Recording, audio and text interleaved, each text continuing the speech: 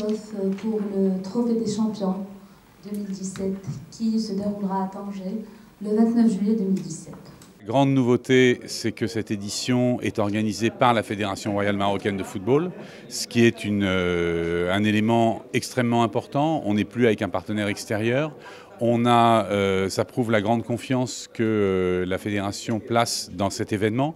On a la plus belle affiche qu'on puisse imaginer pour un match de reprise, le premier trophée décerné dans l'année, avec, on l'a déjà évoqué ensemble, l'AS Monaco, donc, qui est le champion de France en titre, qui a joué la demi-finale de la Ligue des Champions l'année dernière, et le Paris Saint-Germain qui, depuis 5 ans, a été l'équipe leader du football français, à la fois au travers de ses différents titres de champion de France, de tous ses trophées, de ses victoires consécutives en Coupe de France, en Coupe de la Ligue, et bien évidemment de la victoire dans les 4 derniers trophées des champions.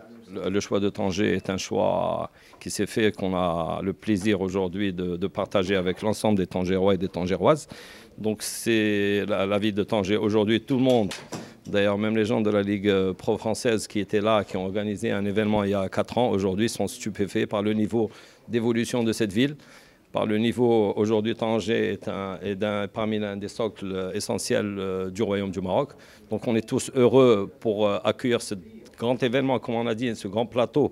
On ne pouvait pas rêver mieux, avec un Paris Saint-Germain Monaco, avec des parcours même en Champions League. Donc on est très heureux d'être à Tanger.